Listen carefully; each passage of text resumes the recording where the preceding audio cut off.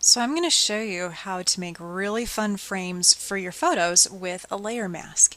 It's an easy thing to do and you've got a gazillion options. So let's get started. First off, I have my two images that I'm going to use to create this photo, and then I need to make a new file. So hit Command N, maybe, here we go, new file. For some reason it wasn't listening. In the preset drop-down, there is one called Photo.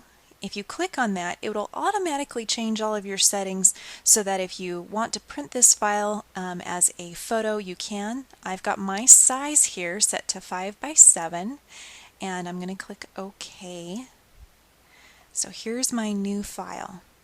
Let's put these other two pictures into it, and you can do that by grabbing your Move tool, clicking out here on the canvas, and just dragging it up to the tab of your new image. Center that, and then come back and grab the picture of the little boy. And as cute as this kid is, he's actually not mine. This is a stock photo, but he is darling. He looks like he ought to be a little hobbit child or something. Okay, so the really quick way to put a frame with a layer mask around a photo is to grab one of your selection tools. I'm going to grab my elliptical marquee tool and set the feather to 0, and then just select the area that I want to remain visible when I add my layer mask. Now I am moving my selection mid-selection by holding down the space bar. And when I let go of spacebar, I can continue resizing it. So now I have my area selected. I'm on the layer that I want to mask, and then you click the Add Mask button down at the bottom of the Layers panel. Well, that's fun. What if I don't want to have so much of this guy's hand down here? I could try resizing it now, but if I did, I would actually be resizing the whole thing. See, even the circle is moving. That's because in your layer you have a link between the layer mask and the image of the layer, and those keep each other from moving away, and you can click on that to break the link, and then you can affect one without moving the other. So right now I'm on my layer mask layer, and if I move it, the picture's going to stay put, but the layer mask will move around. I know I'm on that because it's got white brackets around the edges. If I click on the picture of the little boy, then I have control over that layer. And I can hit Command T and size him just a little bit bigger and frame it up so I see more of him and less of the hand down in the bottom, and hit Enter to finalize your transformation. Typically, after you've gotten your image situated within the layer mask, it's a good idea to relink these two, simply because as you progress in your project, it's easy to forget that a layer is not linked to its layer mask, and if you grab a whole bunch of layers to move together, it'll be confusing because the layer mask will stay put while the layer itself moves. Okay, so here's just a hard-edged selection. Now there's a really cool feature in CS6 called the Mask Editor, and you can get that by double-clicking on the thumbnail of the layer mask.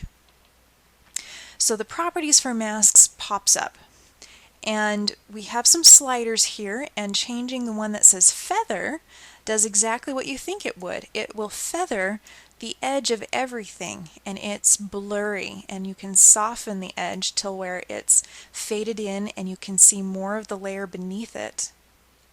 This is an editable feature, so you can actually come back and change it as many times as you need to. If you hold down Option and click on the layer mask itself, you can actually see what this is doing. So you can see that getting harder or softer. The density, if you grab that and scroll it down, will lighten the black. Now remember, black completely makes that opaque, and if it's gray, it's somewhere in transparent. So if we Option click on the layer again so we can see the result, we can actually see more of the picture through here, and if you move the density, you'll be able to see that change. Now I know you've already painted some into some layer masks. If I click on this layer mask, in fact option click on it so you can see what's going on, get black as your first color, grab your brush tool and choose a hard round brush. I've got my opacity set to 100% and the hardness is at 100%. If I try to paint into this, you'll notice it still is a fuzzy edge. What the heck? I don't have a fuzzy edge brush. Well, I'm going to hit undo. The reason for that is the layer mask itself is set to just be blurry regardless of what goes on to it. So if you want to custom paint into a layer mask, typically you want to reset the feather down to 0 so that you can see what your brush is doing. So let's do that right now. Let's just set it down to 0 and then option click on the layer mask to bring it back. So that's fun, but I'm going to show you one more thing that's even more fun. But first off, we need to change this mask drastically. And instead of repainting it, I'm just going to delete it and add a new mask. To do so, you can right-click on the layer mask and it will give you some options. Disabling the layer mask simply hides it, but it's still there. If you right-click again, you can enable it. But you can also right-click and delete the layer mask, which will simply get rid of it. Applying the layer mask will get rid of all the pixels that were actually masked out. So now you know what those options are. We can just delete the layer mask. I want to create a black layer mask that I can paint white into and create a really cool looking frame. So the easy way to do that is hold down Option when you click the new layer mask button, and that will add a black layer mask. If you're not comfortable with hotkeys like that, you can always just simply add a layer mask, option click on it, and go fill it with black. Either way, the result's the same. If I click on my little picture up here, I can see I can't actually see anything out here. So click on the thumbnail of the layer mask. Change your color to white because we want to reveal some of the layer that's there, and then grab your brush tool and find a cool textured brush. Now I made some earlier that are from paint swatches, and I'm going to use those to make the next effect. First off, play with your opacity. If I take my opacity down and start clicking, you'll see that you can see bits of this picture come through. And if I keep clicking, it'll give me a little bit of transparent variation around the edge, and that is a fun texture.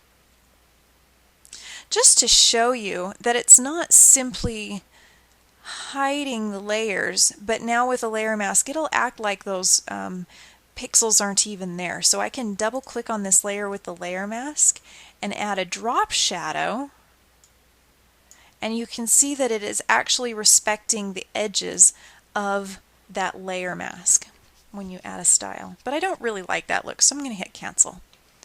Anyway, this is how you can create a very neat custom frame for any photo that you want to work on. Is simply add a layer mask and use selection tools or paint tools to paint in a really cool edge.